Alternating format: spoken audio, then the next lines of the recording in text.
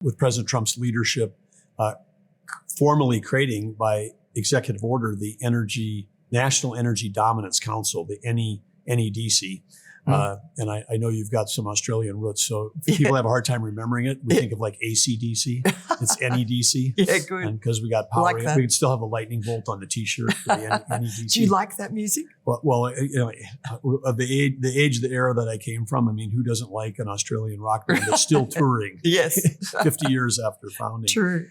We love that perseverance. But yeah, so with that understanding, President Trump, that we had to take a whole of government approach to reverse the prior administration, Biden administration, really going back to the Obama years also, when there was a big push to move America away from the natural resources we had and become dependent on intermittent, unreliable, expensive sources of electricity. A lot of those sources, like solar, required buying material from China, so we had dependence on supply chain versus relying on the affordable, reliable power that we have here that can come from all kinds of sources, including geothermal, nuclear, oil, gas, coal. I mean, all of these are things that we're for, and of course we're also for clean air, clean water, and great soil health. We're for all that, but we know we can do that. We can do that with these sources of energy. So it's going great. We have great support from the president. Chris Wright, Secretary of Energy, is the vice chair.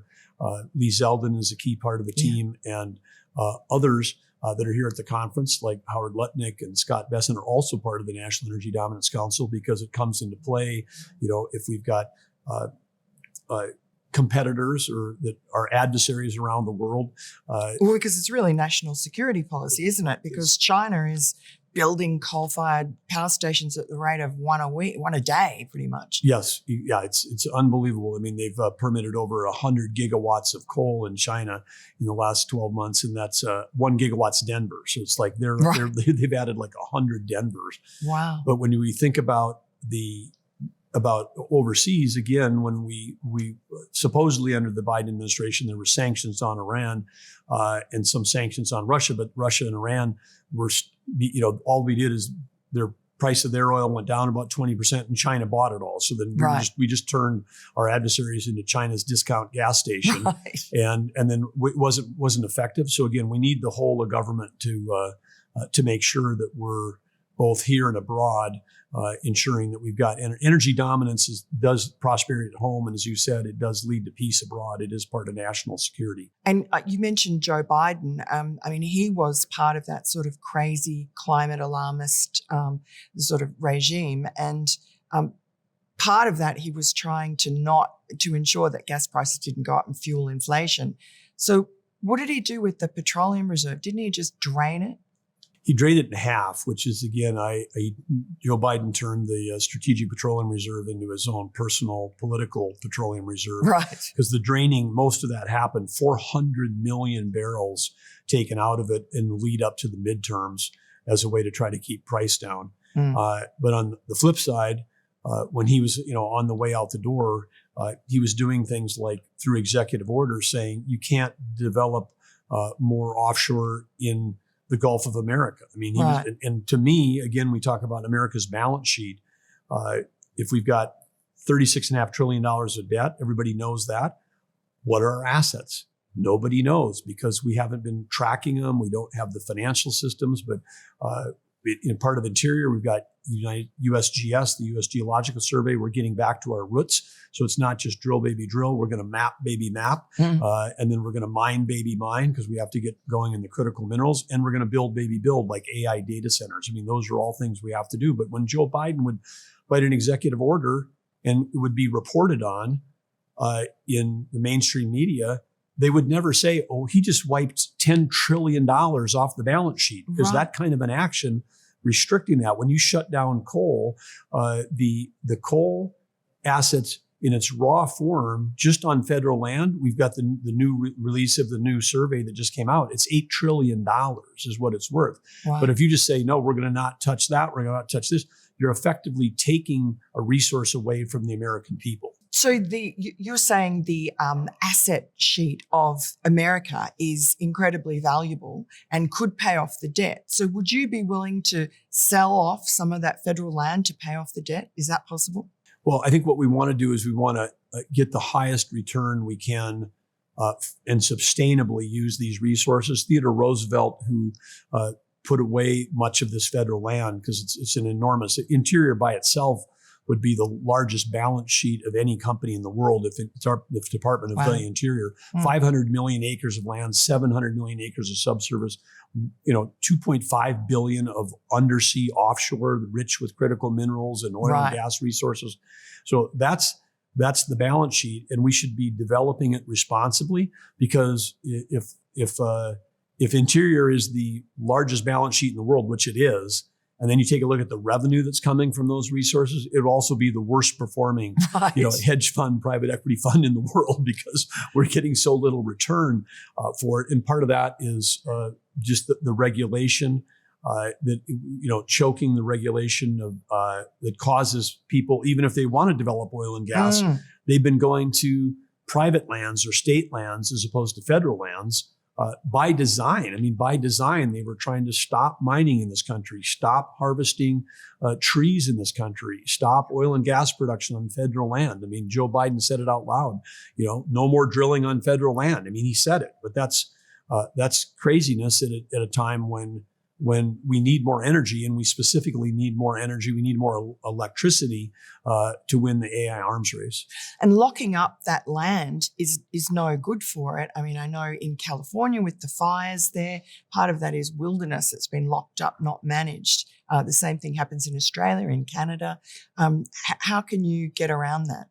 Well, precisely, and fabulous point, Miranda, because it is the unmanaged thing. The fuel load buildup that's occurred in American forests can actually go back to the Clinton era, which is there was a famous effort by the beginning of the environmental extremist movement that said, the spotted owl, we can't cut any more trees because the spotted owl, and this was part of the weaponization of the Endangered Species Act. And so by shutting down our forests, we killed our position in the timber milling position. We killed rural communities that were dependent on the timber industry.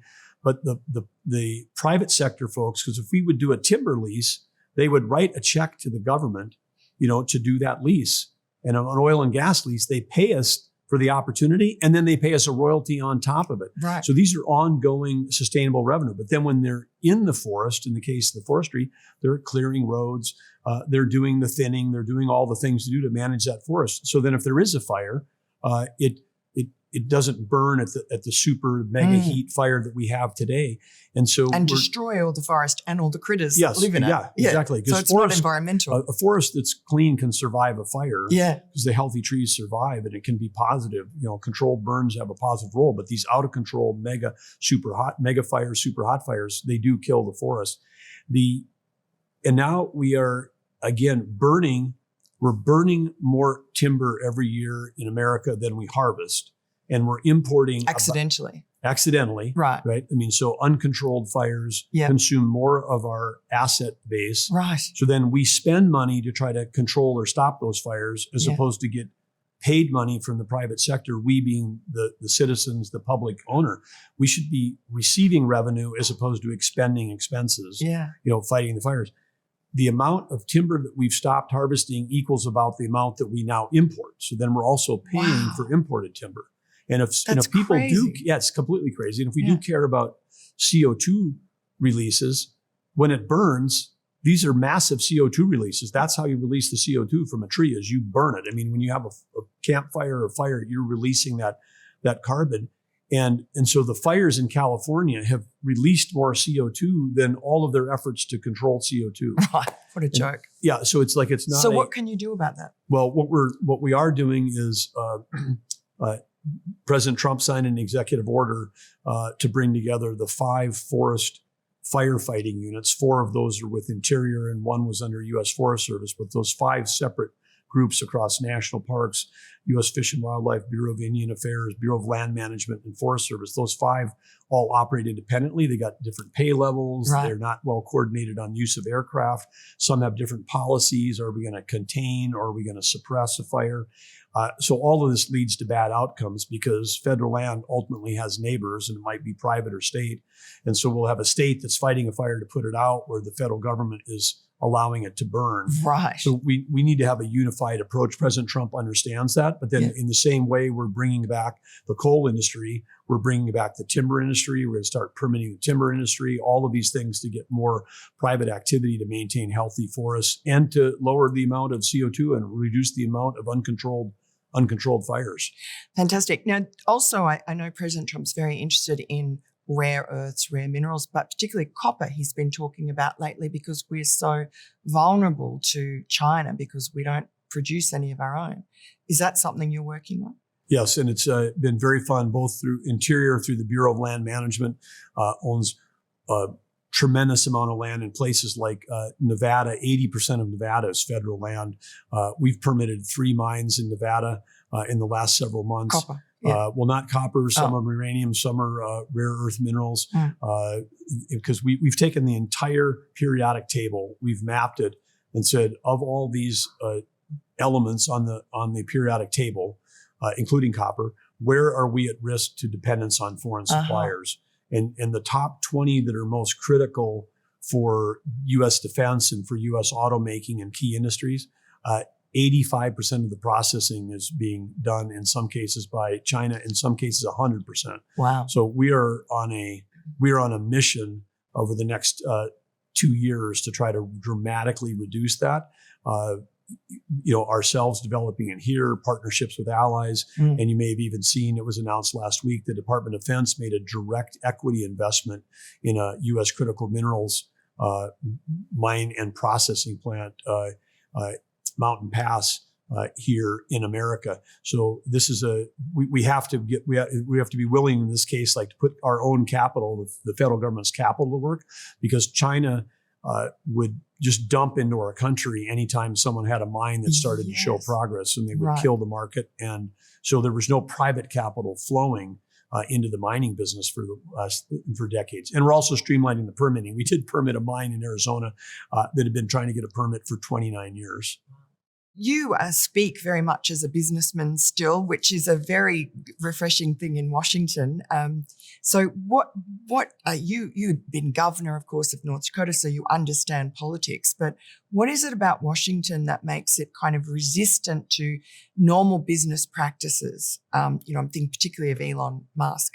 Well, I would say I wouldn't go so far as to say that I understand politics, but clearly, you're very good at it. But clearly, when I was leading North Dakota, I mean, the whole concept there was to bring a business approach to how we were doing it, and there's so much opportunity for improvement. And Elon understood this. I mean, and it's not like we've the 20 or 30% or 2 out of 3 federal employees, ought to be axed because they're bad people or they didn't care about the whole thing. But, part of it is we're saddling all of them. And if, I not only from a business, but I came from the tech software business where specifically I was working in business solutions, and to step in to the federal government now and take a look at the IT systems we have for basic business processes. I'm talking like HR, payroll. I'm not talking about advanced AI and things like this, where there's all kinds of applications that we can use to be more productive in government. But basic business application, allowing a team member to travel for federal work and then not have to manually enter their expenses into a system. Oh, wouldn't that be nice? Yeah. No, I mean, and this is like literally a problem that we solved coming up on over 35 years ago between the first credit cards and the first accounting systems where your credit. I mean, so these are things that I can't even believe when I hear about them. I'm like, how is it possible that 35 years after the private sector solved this, that we have thousands of employees spending 2 hours a week, manually entering expenses. Yeah. So I think if you just business process improvement, you could take, it's not 20 or 30% of the team members in government are not doing their jobs. It's that 20 to 30% of every government employee is being consumed by some mind-numbing, soul-sucking work that none of us in the private sector have ever had to do. I would like to relieve all of that. And then you could take people off of that effort and put them towards the purposeful work that government can do, because there are roles for government where you can make it. People join because they want to make a big difference. With take our national parks, take our wildlife refuges. But if we could have more more biologists and more park rangers, more people on the front lines serving our citizens and less people in, IT, accounting, finance, HR, comms. There's all these areas where we just have way too much overhead and way too much burden on the team members. So I get excited. We made great progress on that in North Dakota, and I get, maybe I'm one of the few, but I get excited about tackling those issues. But it must be frustrating in Washington. It drove Elon mad in the end because Doge was such a great idea, but actually implementing it. And I know he said that you were one of the bright sparks that really got it and wanted to implement it. Well, and we are taking that approach. And so I think that there's a long lasting positive effect of what Elon did, which was to, bring a sense of urgency and bring a sense of possibility that, hey, big changes are possible. And we have to look harder and really get into the data. Just in Interior alone, it sort of raised the question, well, how many grants and contracts are there within Interior? There's 36,000 grants and contracts, and that amount, may have doubled during the Biden administration. Right. Where's the money going? Yeah. Who's it going to? If it's going to an NGO, how much of their revenue comes from the grant that we just gave them? So I just saw a report for the first time a couple of weeks ago because we kept asking these questions. We had to build the database, pull it in from different, heterogeneous IT systems to try to get it into a spot where we could find out where are the people, where do they work? If they work for the Park Service, do they actually work in a park?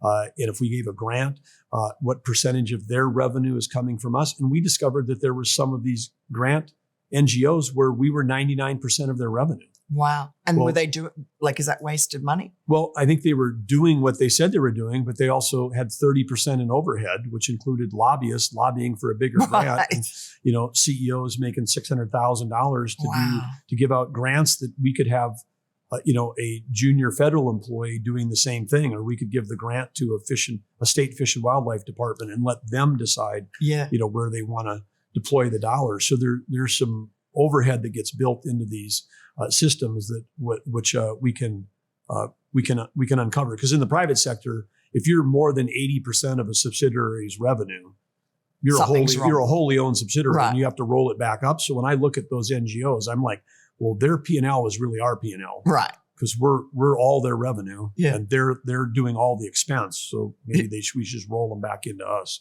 Let's go back to your childhood in a very small town in North Dakota called Arthur, and tell us about your family, your grandfather, and how he built a grain elevator, I think. Tell us about your family and how they got to North Dakota, actually.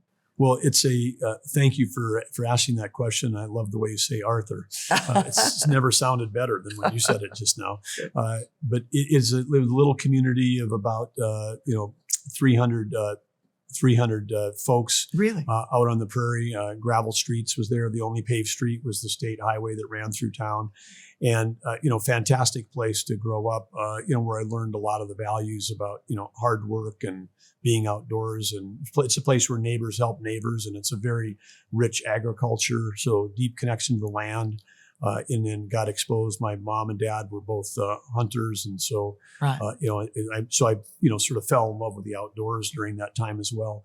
But if you go back to the lineage, North Dakota, like Australia, is one of the most recently settled places on Earth. Of course, we had the indigenous tribes that were in North Dakota, and largely nomadic in North Dakota in the eastern part of the state. Which was, like the Sioux that were hunting, et cetera. Yeah.